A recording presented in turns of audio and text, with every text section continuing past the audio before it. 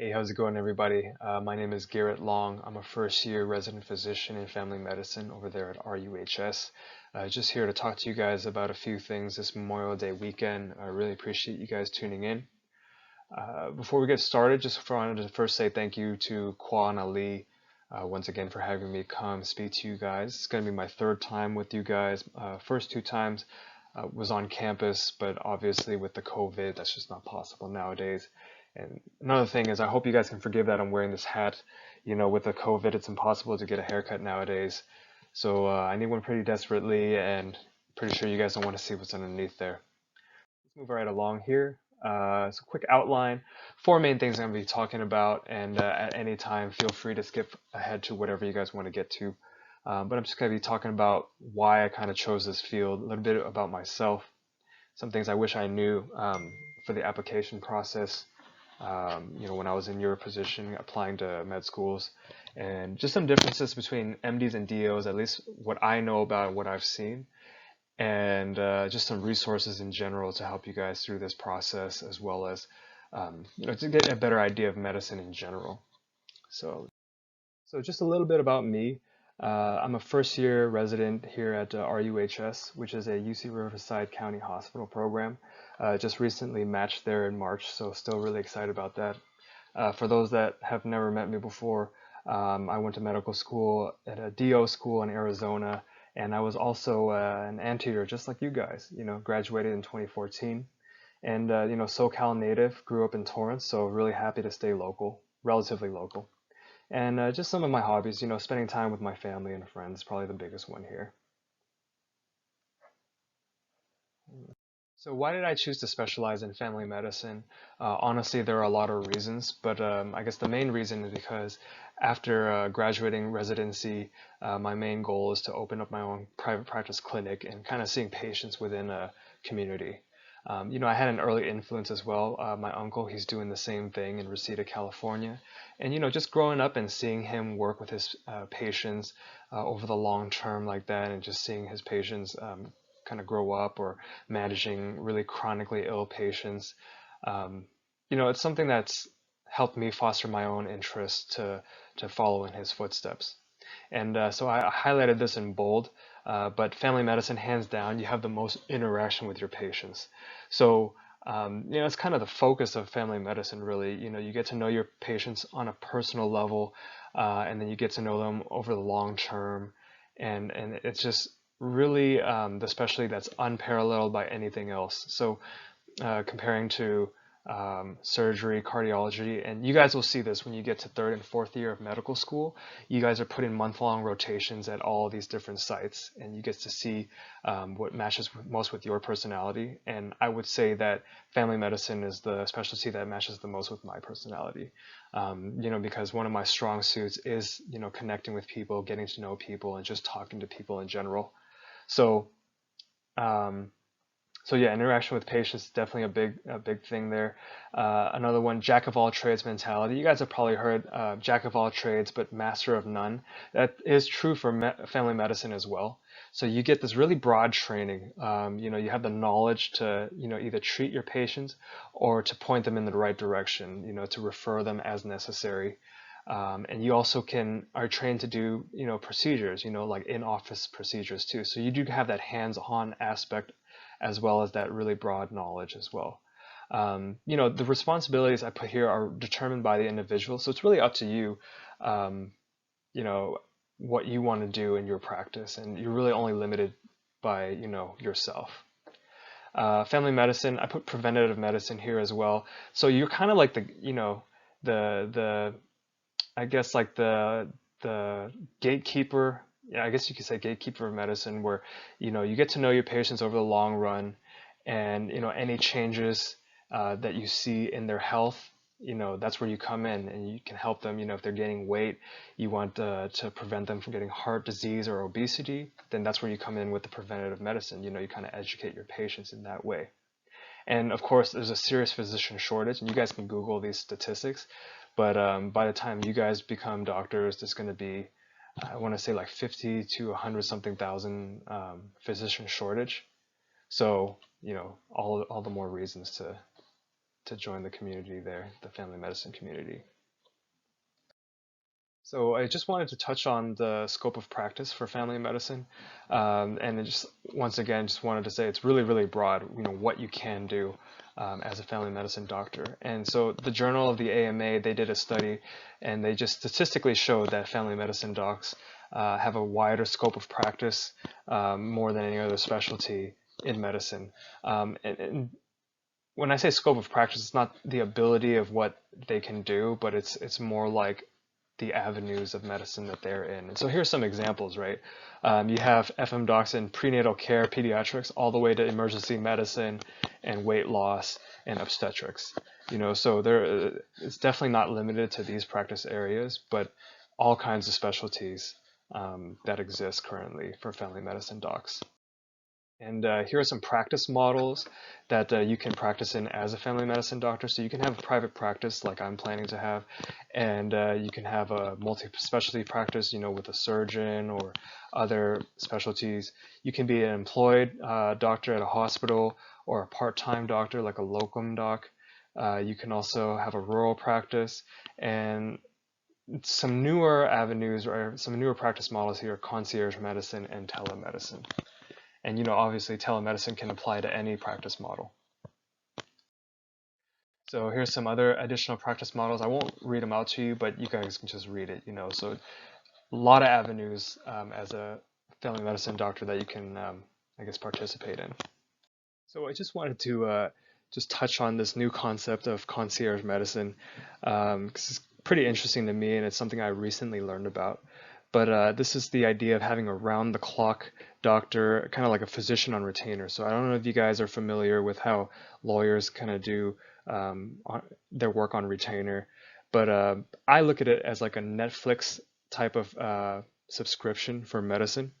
So your patients will pay you, on average about $1,500 to $2,400 a year. Some doctors charge up to $25,000 a year, not including hospitalization or specialist consults. So you have to have insurance. So this is on top of insurance. You can charge your patients this fee. But what you're essentially doing, you're moving away from the fee-for-service model that these insurance companies are, currently having most doctors do, and you're having more financial freedom as well as like just freedom in general to get what you need for patients.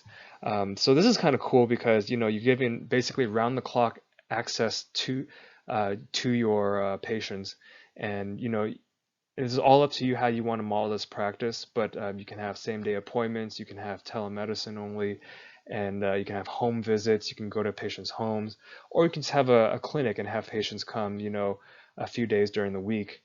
And the idea is, with concierge medicine, it's highly personalized, but then you're not forced to see like 30, 40 patients a day just to meet your, quota for HMO or something like that. Um, and so this is definitely something to look into. And when you guys, hopefully graduate from med school and residency, and if you guys do decide to go into family medicine, this is probably going to be something that's going to be a lot more well known and practiced. So just something to keep in mind. You guys can look this up.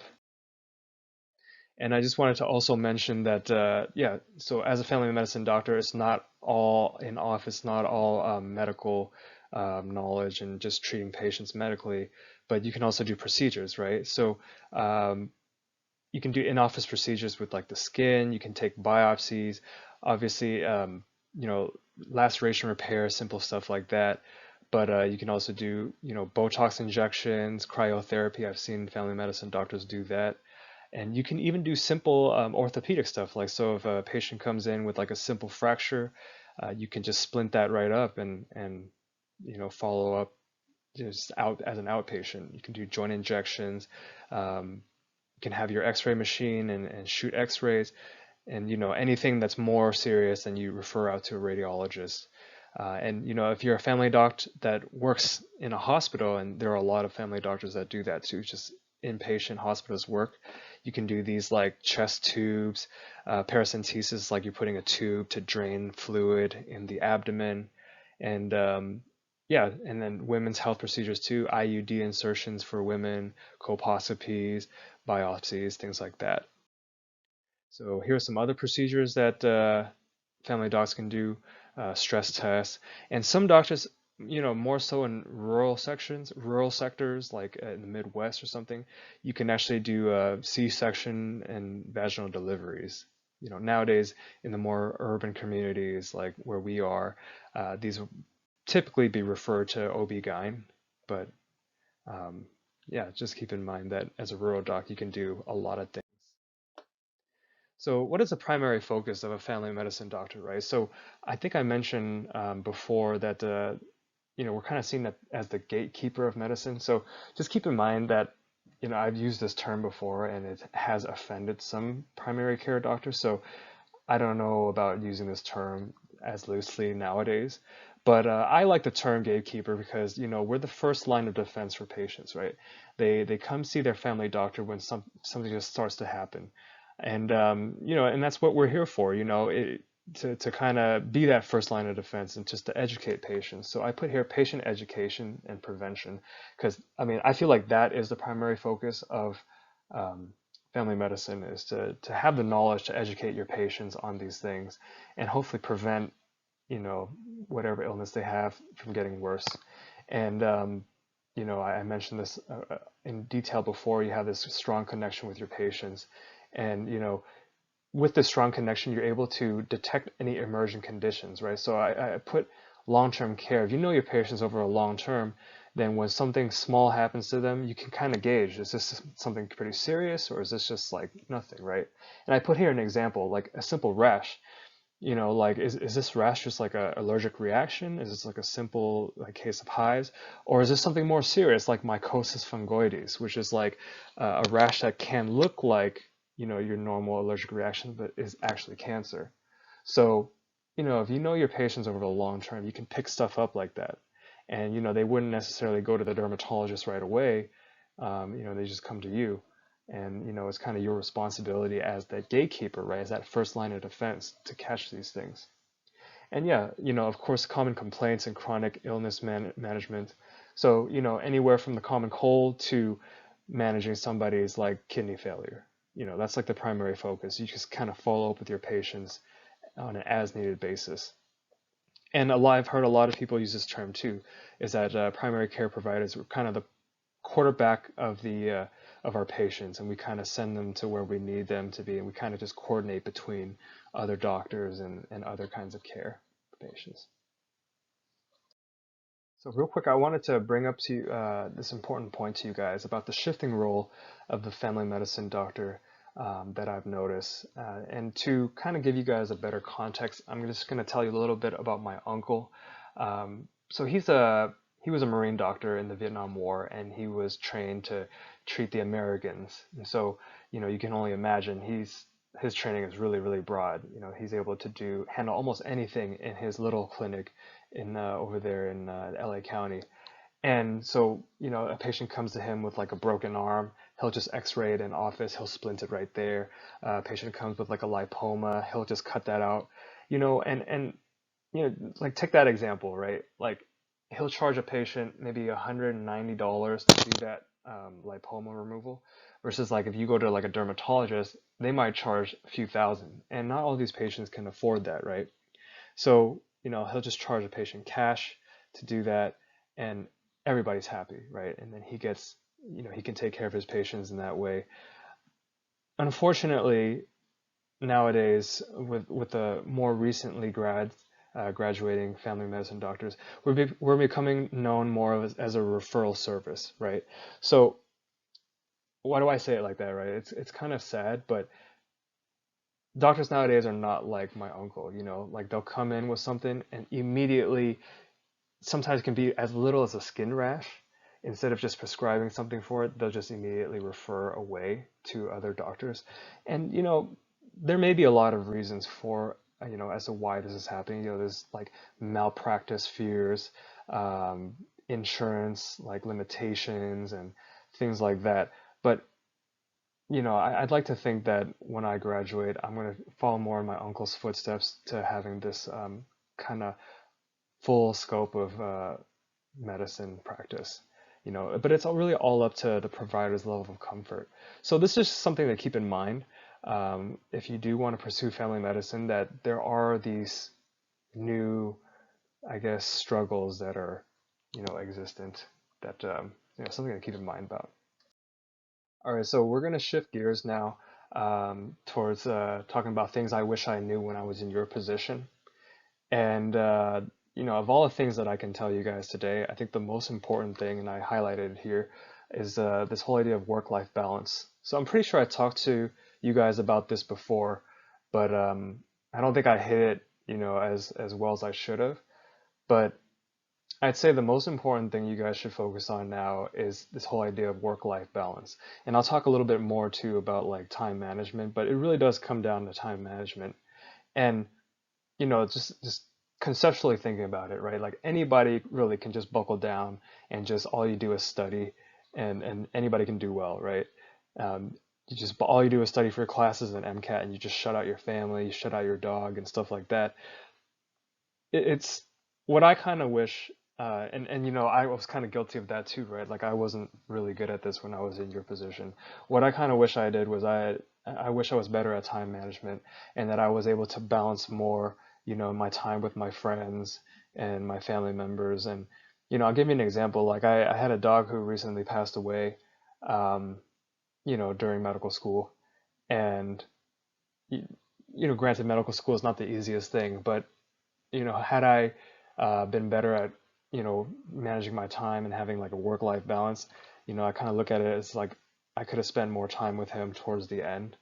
And it's just one thing that I regret, and you can apply this, to a family member. You might have grandparents who are getting older, and I kind of just recommend that if you are still lucky enough to have your grandparents with you, that you kind of take some time, from your daily activities of studying, and just kind of sit down with them and get to know them a little bit. Just ask them questions about, like how they were when they were teenagers. Like did they have like girlfriends or boyfriends, or did they go to dance school? I don't know, just whatever you guys want. But I just I'm giving you guys this as an example, right? To kind of not forget about balancing your life and things that are important to you, and don't just push these people like your parents, your grandparents, your dogs, or whoever. Don't just push them on the back burner and expect that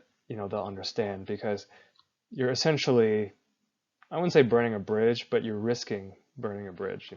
So that is just one of my pieces of advice for you guys. If you guys have hobbies, you guys play guitar, like whatever, to not just forget about that. And there's more to life than this career that you're working for. There's more to live for than just this. Um, Anyway, so that's probably the most important thing that I wish I knew. But yeah, and then I'm gonna go through this kind of like the application process. So what you guys should be thinking about when you guys are, I guess, right now in undergrad and just moving along there. So real quick, just wanted to reiterate a little bit. Um, the successful doctors that I know have a good work-life balance, right? They're able to time manage really well, and that just basically means working on your procrastination if that's something that you struggle with. And this whole work-life balance, going out with your friends, family, this will help you to be more sociable, and this will, sociability will be very important when it comes to like getting an interview, and like when you get into medical school and working with your peers, and then when you get into residency. So this whole sociability thing, I'm gonna try to hit on more as we go along. But yeah, just work-life balance is going to prevent burnout. I mean, if you can imagine it, if you guys are already feeling burnt out and you're only an undergrad, you're going to get killed, right? In like medical school, and then in residency, and then in life, as a doctor. So just another reiteration. I don't want to hit too much more on this because we got a lot to go through. So applying to med schools, right? So this is something that should be on your mind starting now if it's not already. This is a very long, some people compare it to a marathon. It really is a marathon. This is not something that you could just sit down and just do an application. This is just pretty much your whole life, leading up to this moment, and then application, and then medical school, right? So it should be on your mind starting now. Probably one of the most important factors of your application, you guys probably already know this too, the MCAT, your GPA. I'll talk a little bit about the MCAT, but I want you to really keep these things in mind here. So uh, I wrote keep a journal here because uh, that's what I did when I was applying to med school. And when it comes time to um, writing your personal statement and having your ideas, it's a lot easier to have something to reflect on. So, these are some questions that I kind of put up here for you to think about, like, why you want to be a doctor. It sounds simple, right? But, you're going to have to explain why, and then it's going to have to make sense, and it's going to have to, to an admissions committee, it's going to have to make them believe you and then want to have you. They're going to ask you questions like, why not a nurse? Why not a PA? Or, like a guidance counselor, a librarian, a teacher, or like a trash man or something, like, and then like, I put here to leadership roles. Did you have anything that they can prove that you have like leadership abilities? So I wrote keep a journal, right? So that's what I did. Just kind of after high school, I started keeping a journal, just of thoughts in general. But so I have these like moleskin journals, and you guys have probably seen this in like Target or Barnes and Noble or something. And I keep it. I choose moleskin because these are very durable, and you can see that this is a well-worn one, and I just keep it in my back pocket with a pen. And just when I have some thoughts, you just kind of write them down, right? And you just um, some people have journals. I kind of just keep these, but this really helped me when it came down to writing personal statements and before interviews, just kind of reading your thoughts. Um, and what you can do too, I know that iPhones, they have like this app for notes. So you can keep like these notes on your app. So whatever you guys have to do, but I just recommend keeping a track of your thoughts because they make things more cohesive. And yeah, so I put personal statement at the end there because this is going to help you write your personal statement. So, so back to MCAT, right? Because I highlighted it earlier. It's one of the most important things. So some of you guys have probably already seen this, but it's just showing you like the GPA and the MCAT, and I don't know, like I think some of you may have taken the MCAT already, but yeah, like the MCAT score every year it goes up. It's just the trend has always been like that since when I took it in 2015. Yeah, 2015 I took mine, and then I took mine in 2014. I don't remember, but anyways, the trend always goes up. So like the 3 years before that, it was just like a slowly increasing um, score every year, and that's the same as the GPA. You guys can see here it's like, I mean, I think my face is covering it, but it says, let me see if I can hide this. There you go. So you can see the trend there. So GPA 3.71, 3.72, 3.73. Every year it gets harder. So when you guys apply, this will be 2021, 2022. You might have to have a 3.75 average GPA. So keep in mind these are averages, and people that have scores below, like a 511 also get in. People with a GPA below 3.7 get in.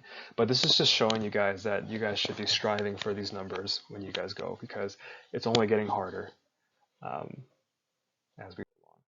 So MCAT, right? I'm really gonna. A lot of people have a lot of suggestions. I took Berkeley Review, the course back in the days, but I'm just gonna tell you one thing, and it's just to do questions, right? That's basically it. I'm gonna tell you to not go back and relearn everything. I'm not gonna tell you to watch a series of lectures to review OChem, GChem. Honestly, if I can go back, I would get something like UWorld. I don't know if you guys use UWorld for MCAT, but we use UWorld for boards. But get something like a question bank, and you basically just do those questions. So if you have UWorld, right, you do the question bank 2 times, and not only do you know the answers to each question, but you know why the other answers are wrong. So you want to get on this level where you have a whole question bank, which is essentially knowing almost everything that they can ask you, and then knowing the other perspectives and knowing why the other ones are wrong. So you know not only the answer, but the other 3 or 4 answers as well. So questions, questions, and more questions. And like honestly, you're gonna do like 5,000 questions, and you do them twice, you should be good.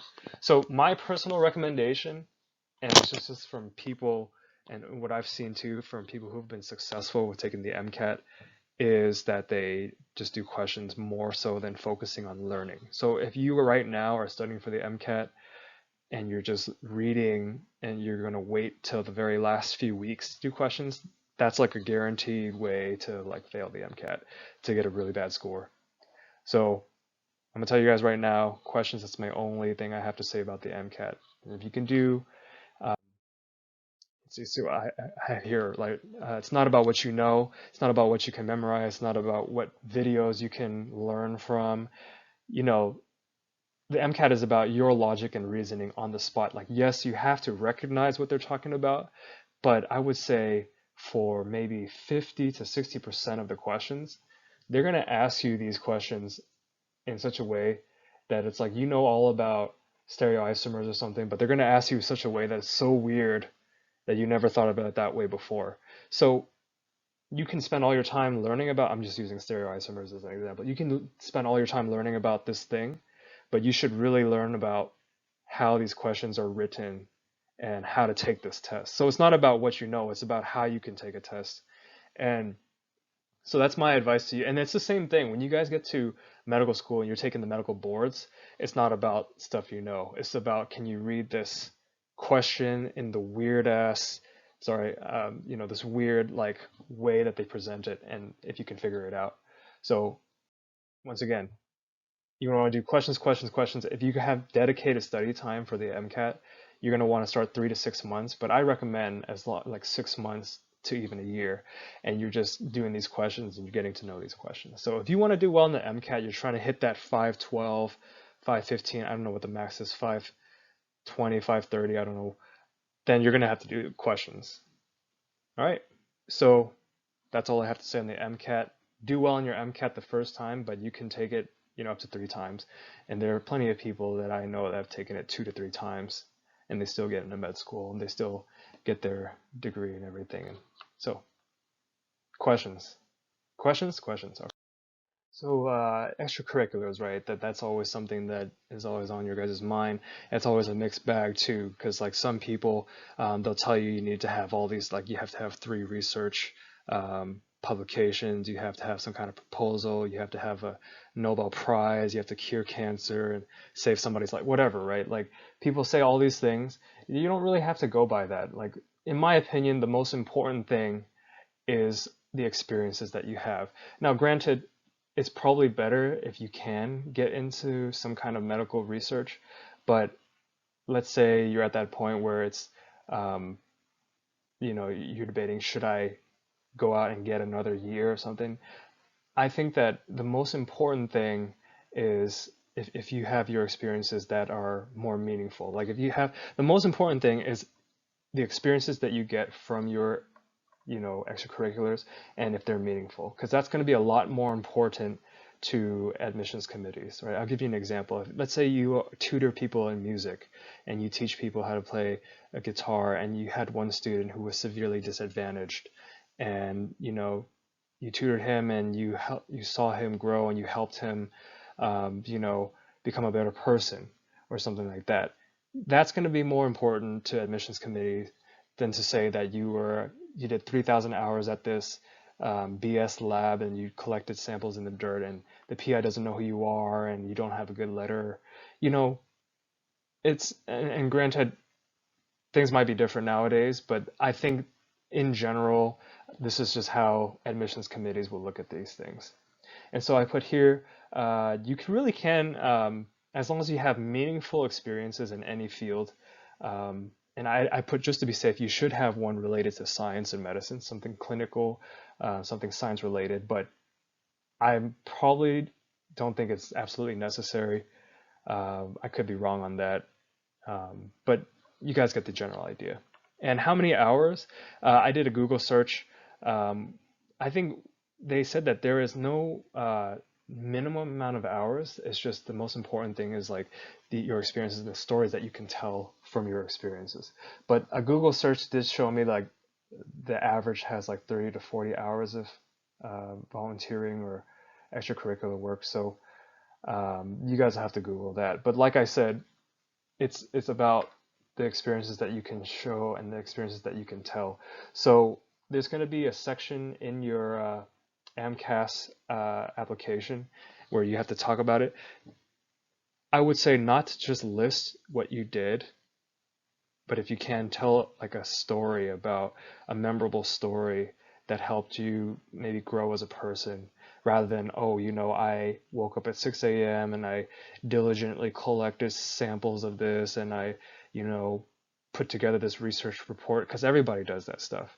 But if you can talk about like, I had a really meaningful experience with this patient who was going through this, and um, you know, going through this clinical trial was like giving her hope, and then like seeing that interaction and seeing how somebody who was so sick could have hope from this, something like that is a lot more meaningful. So just giving you guys an example there.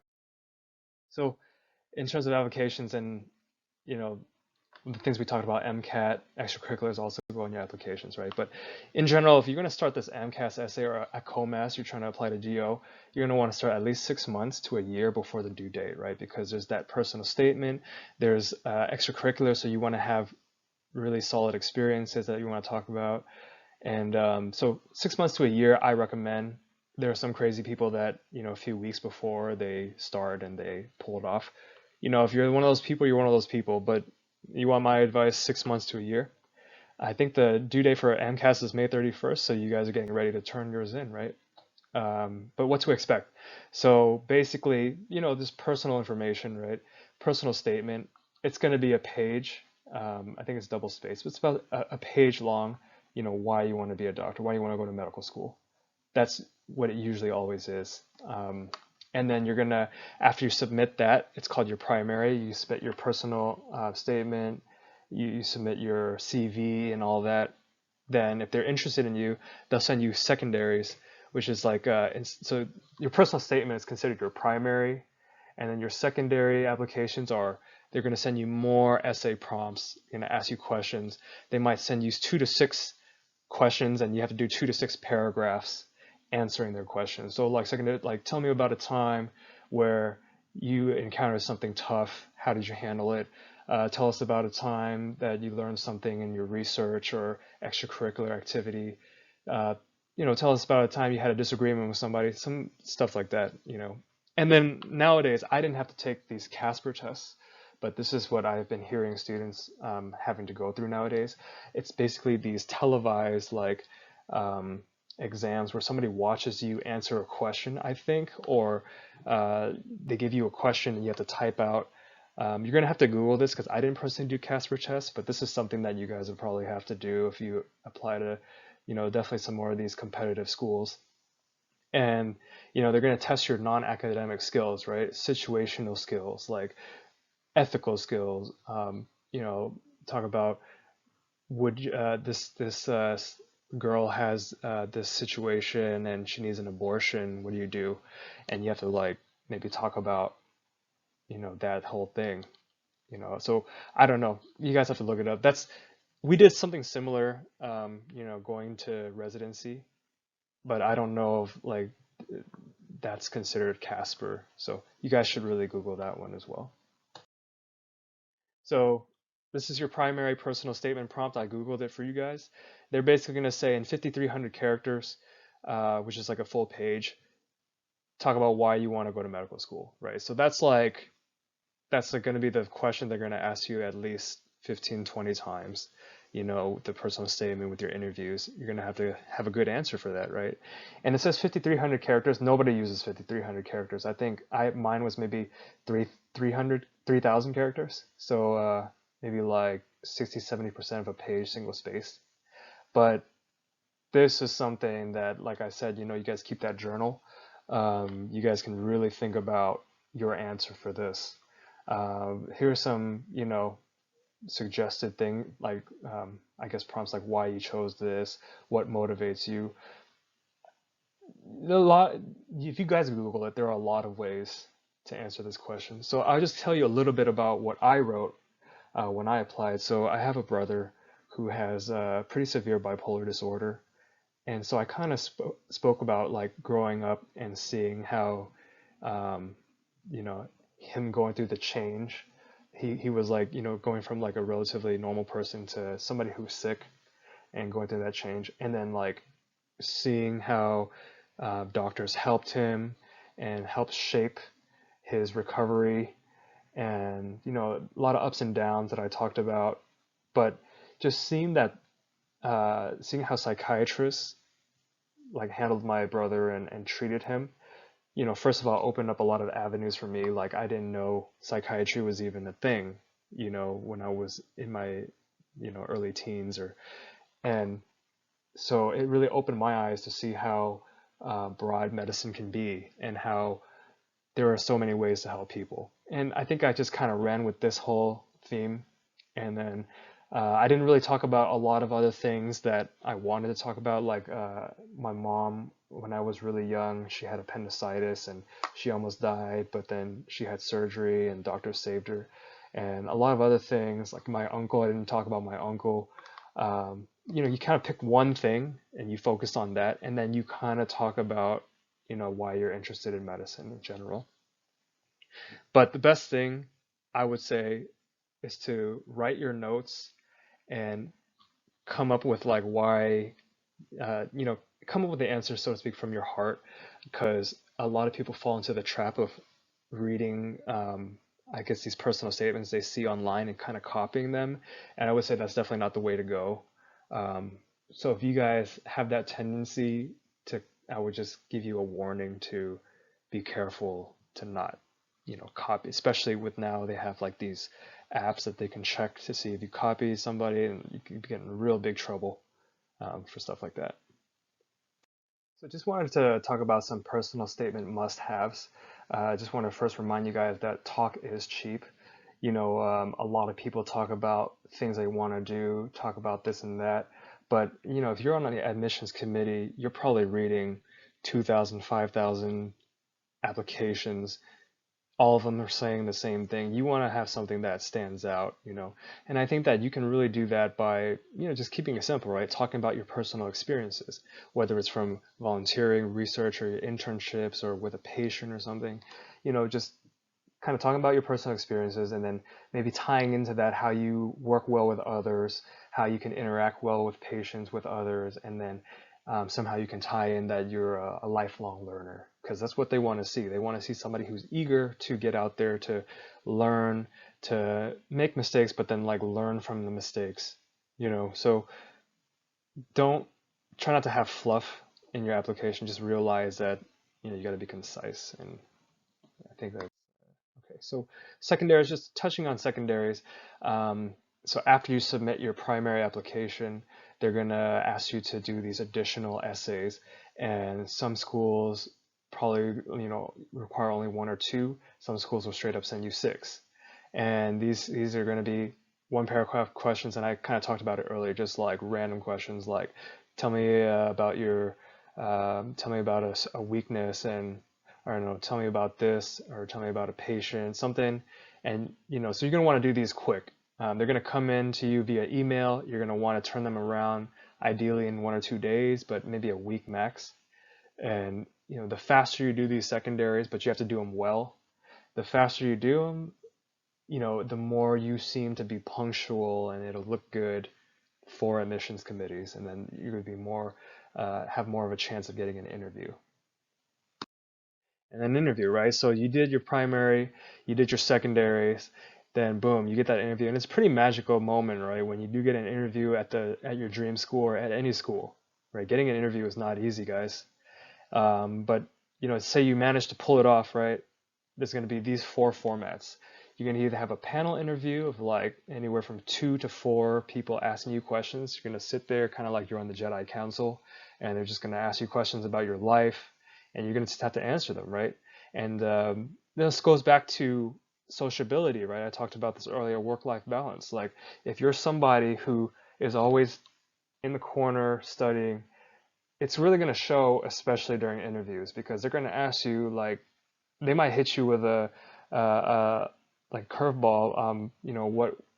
What TV shows are you watching now, or what do you think of this person who's in the news or something? And if you're only that person that, you don't really have anything except your bubble, you're not going to know how to answer these questions, right? So to do well in these interviews, I'm telling you, you try to be sociable. And if the more sociable you are, you're going to look at these interviews as less of a obstacle and more of a fun activity, right? Um, so going back to this, right? Panel, you can have 4 people asking you questions.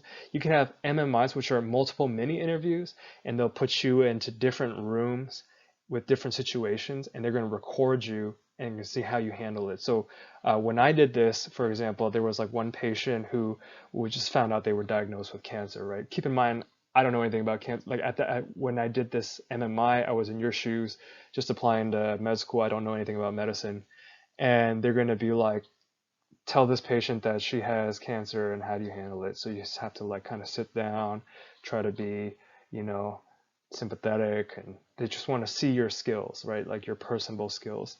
And then group activities, I've heard about some schools, they have like a puzzle. They sit you next to your competition, like somebody that is also applying. You guys have to figure out how to build this puzzle. And sometimes, I had a friend applying to UC Davis, and he said that they had to do his puzzle, and his partner was just trying to show off and trying to show that he was like, he knew how to do it. And I guess their interaction wasn't too good, and they both didn't get in, to school. So you have group activities. And then lastly is to just trying to be yourself, right? So I put don't BS. You got to really be yourself, because in an interview, there's no way you can prepare for it. What you can do is you can try to go to these websites and you can try to memorize all the interview questions that they'll add, that they, because there's a website, I forgot what it is. I'll get back to you guys, but I wouldn't focus on this too much anyways. But there's a website that they tell you all the questions that they've asked during interview season, and you can go there and try to memorize that, or you can try to just let it come to you and you kind of just improvise, because it's ultimately you can't really prepare for these interviews except to just be a personable, just be like a normal person, and they just want to see that you're able to have that normal interaction. All right, let's move. So I know that this is kind of getting long, guys, so at any time feel free to skip forward, um, but just try to move it along here, just so it doesn't take forever. So just some common interview questions, right? So like I said, you can try to memorize these, but I mean, you should have an idea of what you will say, but just try to have it flow naturally, right, when you guys answer these questions. So I just went through residency interviews myself, and sitting down, it's like clockwork. They'll just be like, so tell us about yourself. And, so like I'll tell you what I told them. I just said like I'm a product of 2 Vietnamese immigrants who came over during the Vietnam War with nothing. And, they worked really hard to build something for themselves. And, just kind of wanted to follow in their footsteps. It's inspired me to work really hard as well. And then just, one thing that they always taught me was that I can basically do whatever I want in life. But the most important thing is, you have to be able to be personable. You have to be able to connect with other people, because my parents are business people. So, they were able to build a business, and you can't build a business without working with other people, connecting with other people. And so I kind of learned these skills from them, the ability to be personable, and, you know, exploring a lot of different avenues. Growing up, at one point I wanted to be a veterinarian, I wanted to be a lawyer. And then I didn't really find my place in medicine until I, started working with my uncle closely, and then starting to learn more about medicine, and then volunteering, and then things like that. That so I would just say something. Like I think I said some other things, but you guys could kind of get the idea. You have to just kind of naturally tell the story about yourself, right? And then I wrote this one down, strengths and weaknesses, because pretty often they'll also ask about that. And it's easy to talk about your strengths, but the weaknesses is something that is a little bit more tough to talk about. So I have an extra slide on that one. And then they'll ask you why you think diversity in society is important, and then you have to come up with an answer for that one. So these are other questions here. You guys can look at these over. But yeah, talking about weaknesses, right? So um, there are some weaknesses so these are weaknesses that I put here that you could potentially talk about. And then I have another slide for weaknesses that you definitely don't want to talk about. But, so if it's hard, you guys have a hard time thinking about weaknesses, you can say like, I focus too much on details. I have a lack of experience with, blank, like I have a lack of experience with handling little kids, or I have a lack of experience with, I don't know, whatever. Work-life balance is a pretty good one, I think. I think I used that one. Being too critical on yourself, wearing your heart on your sleeve, working. So all these things that you can talk about. But yeah, think about your own weaknesses, right? If you have to write it down in your journal or whatever, just be honest with yourself. Um, but then, so this is where I said don't be too honest, right? So when you're in an interview, you don't want to say these things because these things I think are red flags. So like, yes, be honest, but don't be, if this is like your problem, don't be too honest. So like, don't say that you have a problem with procrastination time management, because that looks really bad. It looks really unprofessional, and nobody wants to hire somebody who has a problem with procrastination. Um, if you have something like anxiety or some kind of medical condition, that's kind of tricky too. Unless you really know how to work it, you might want to stay away from that altogether. That's just my personal opinion. Controversial topics, you don't want to get politics involved. You don't want to just sit down and be like, I love Trump, and if you don't love Trump, we can't work. I mean, you know what I mean? Whether or not you like Trump, it's like not relevant in these conversations. You don't want to get too personal. You don't want to do it for the money. You do it for my parents. You don't want to say, I don't have any weaknesses. I'm pretty badass. When they ask you at the end, do you have any questions? You always want to ask some questions. You know what I mean? If you have to go on their website, find out about a program and talk about a program, ask them more about this. These are just things to avoid.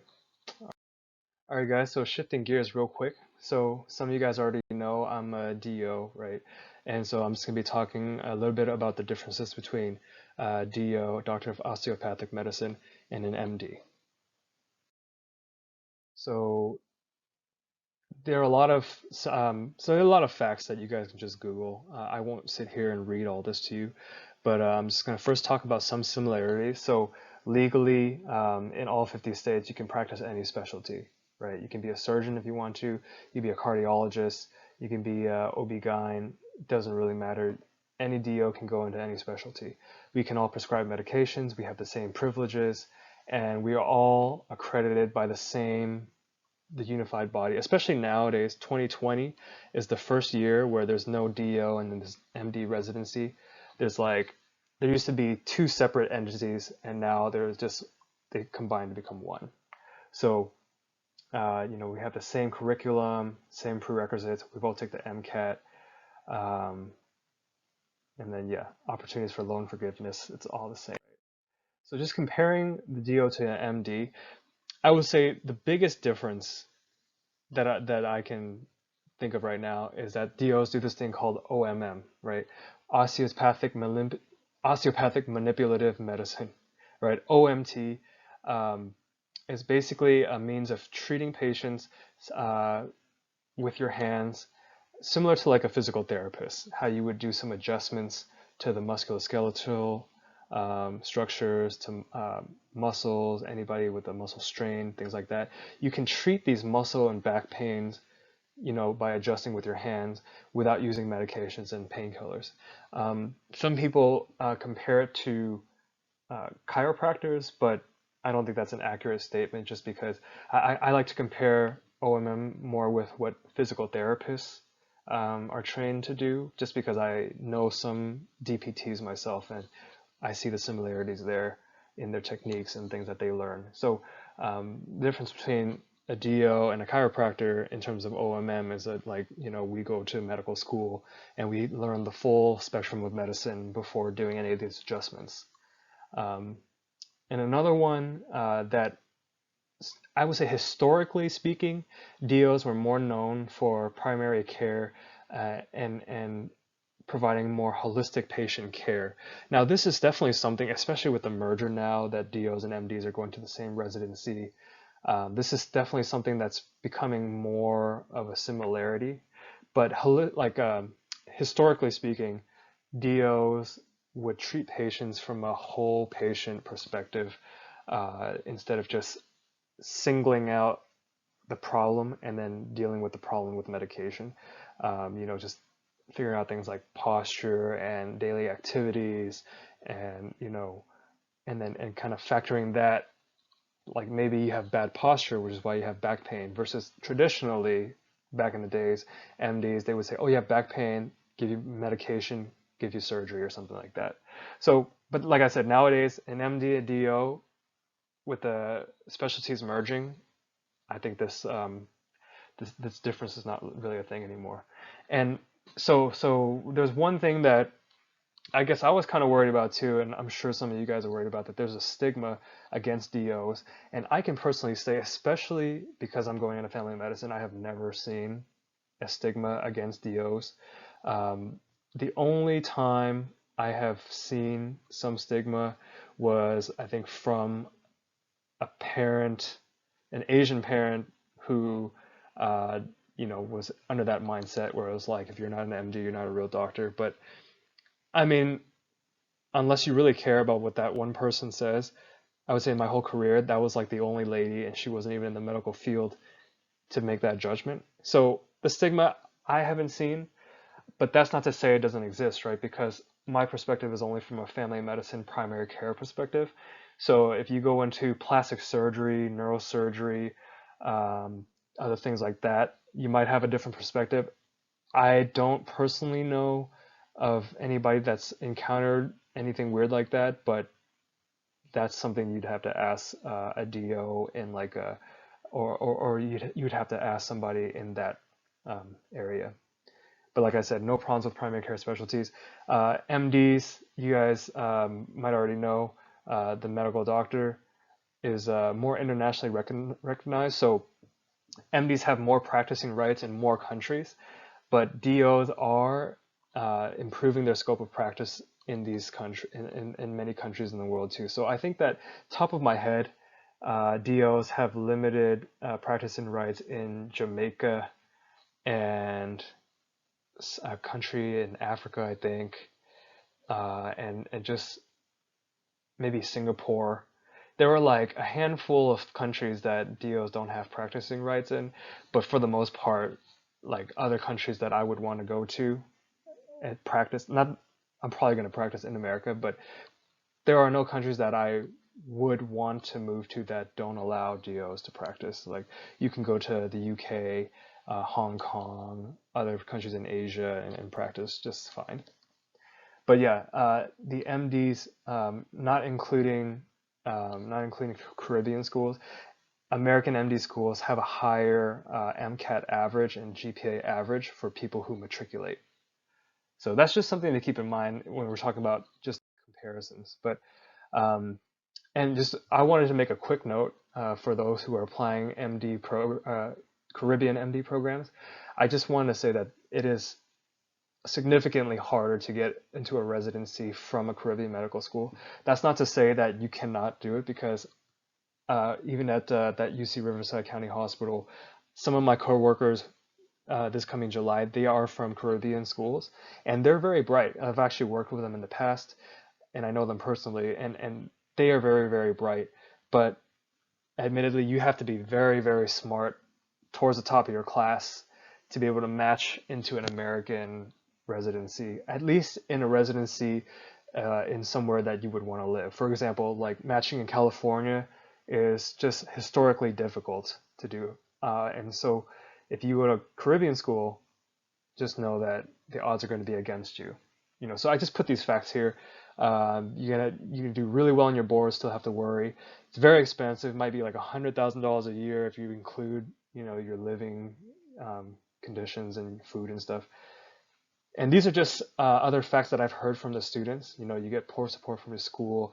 There's a high dropout rate, there's 1,000 people in your class, but at the very end, you get your MD. So if it is really important to you and you really don't want to go to DO school, which is fine, like everyone has their own opinions, and I'm not here to judge. It's just for me, the DO degree gives me the same rights to do what I want to do in life, and that makes me happy.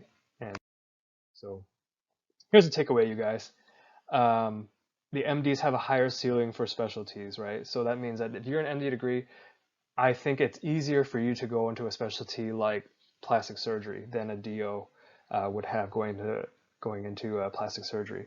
But if you're trying to go into something like general surgery, maybe urology, or some of these specialties that are not extremely competitive, then a DO and an MD, for all intents and purposes, are equal. But yes, MDs have more international recognition rights. So if you're planning to go and practice, permanently in another country, then, MDs have less limitations. But just know that as a DO, you can go to these countries and have temporary work visas and work that way legally in any country, as far as I know. But the problem comes down to when you want to move there permanently, then you might have to do some extra things as a DO to be able to get practicing rights. But yeah, DOs do OMM. Both are rigorous. Both end up becoming medical doctors, and both end up saving lives. So it's really up to you. And I'll give you guys some more resources to kind of follow up if you guys want to learn more about the difference. All right, so just last few slides here, guys. Just wrapping it up. Thanks for staying with me. Just kind of like one of the last points I want to impress upon you guys is just the importance of continuing to learn and just learning and becoming lifelong learners, because that's just going to be a habit that you're going to have if you want to be successful, not only in medicine, but really if you think about any avenue of life. It's like this constant drive to become better. And there's a lot of ways to do that, right? So I have a few ideas here. You have social media, and I'll show you guys a few ways to work with social media, to learn from social media instead of just wasting time on there, using social media productively. You can follow up with news, current events, whatever news outlets you guys use, as long as you guys keep up with that. Some podcasts. So podcasts have been a really big part for my life. I learned a lot from podcasts, from TED Talks. And I talked about this before, the Joe Rogan podcast. And if you want to learn how to interview, Joe Rogan podcast is a really good one to watch.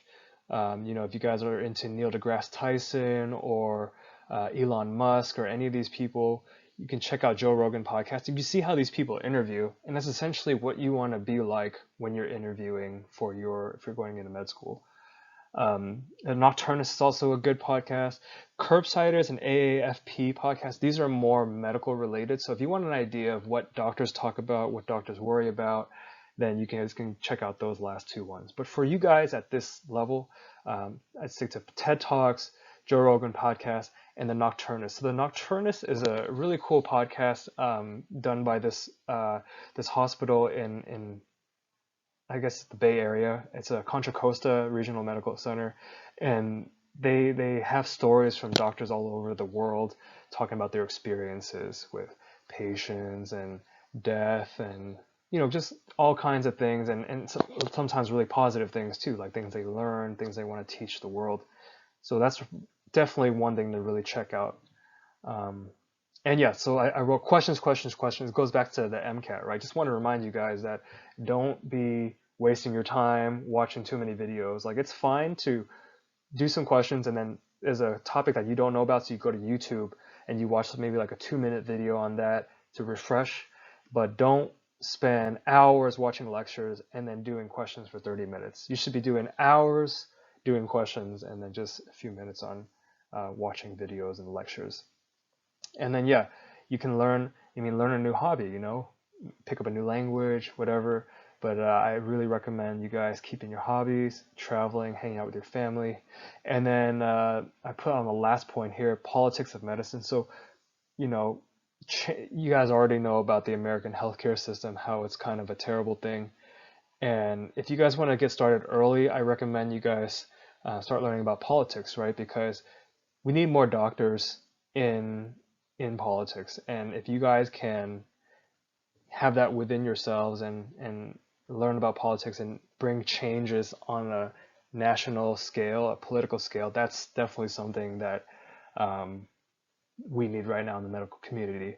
And if you decide to do that, right, you decide to get into politics, let's say at this stage in your life, and you're trying to, um, I don't know, volunteer at the senator's office, and you're learning about that, that's going to look really good on your personal statement, on your application too. So if you're an applicant and you're already involved in politics, that might be really they might look really favorably on that. So the last word, right? Be somebody you want to, just be somebody you want to hang out with. Be somebody that you would want to be the doctor. Oh, my dog just came in. But yeah, basically be somebody that you want to work with and you want to hang out with, and be somebody that you would want to be your doctor, right? That's just simple. And find your own pace to do things. There's some people that, you know, they go to med school right after college. There's some people that take 1 year off. There's some people that take 5 years off. I have one of my classmates. He was like 63, 64 when he started first year of medical school. Like, we're graduating together, and he's going to be like 65, 66, and he's happy. He's having a great time doing his thing. Everybody has their own pace. Don't ever feel pressured to do something. I mean, granted, sometimes, financial aid and things like that, you have loans, I get it. But for the most part, don't compare yourself to other people and just try to find your own pace when you're doing these things. And yeah, here's my contact information. If you guys have any questions and you guys want to just chat about some things, maybe 1 week, a few months, a year or something, whenever, just hit me up and you guys just kind of remind me, and then we can just chat, whatever you guys want. Any questions? You guys want more clarification on something? Just hit me up. And here's some resources I just have for you guys, to kind of leave you guys with. Um, so these are some really good ones. Medical School Headquarters is a YouTube channel by this guy, Dr. Ryan Gray. He's a retired, I think he's like a flight surgeon, but he retired. And then he just helps med students get into med school, or pre-med students get into med school. So that's a really good one because he talks about a lot of students who fail to get into med schools, and there's some students that go to UCLA, really good schools, really high MCATs, and they still don't get any acceptances. So they kind of walk through the application together, tell you what they did wrong, and you can learn from this. So this is a really important one. You can learn from the mistakes people make. Med School Insider is another good one. Dr. Mike, he's a really popular celebrity doctor. He's actually a DO, Dr. Mike, and they have these really good videos comparing MDs versus DOs. So Med School Insiders, Dr. Mike, if you guys want some more clarification, the differences between an MD and an DO, they do a really good job explaining it. I did talk about earlier social media, using social media to your advantage. So, I think almost everybody here has social media. And, one pitfall is you can spend a lot of time on these, looking at funny dog pictures, looking at your friends or whatever. But instead of that, make a separate account of just medicine or science related stuff. And so you have that second account when you want to learn new stuff about, medicine. Then, you have that account, and, I don't know how to show you guys because like right now it's only on PowerPoint, but I can show you guys mine. But basically, I have one Reddit account which is like funny dog pictures, and another Reddit account which just science stuff, science news, medical news, stuff about nurse practitioners, stuff about dentists, ophthalmology, optometry, physical therapy, and it just follows all kinds of specialties, all kinds of things. So you're not really, you learn about everything about the medical community, that makes you more personable, right? I talked about these podcasts earlier. The Nocturnus, I really recommend. If there's only one thing you guys you guys have time for, check out the Nocturnus. That one's definitely worth a listen. And yeah, one of the biggest resources, like people like myself, people who have been through this before, use those people to your advantage and really talk to them, pick their brains. You have a question, hit them up and see if, they're willing to talk to you. So, like I said, if you don't have anybody, you have me. Contact me at any time. Otherwise, I think that's it, you guys. I really appreciate your time here. It's Memorial Day weekend. Hopefully, it wasn't too long. But yeah, just really, really happy to be sharing this with you guys. And yeah, you guys, so have a good rest of the weekend and good luck on finals. And like I said, any questions, feel free to hit me up. All right, see ya.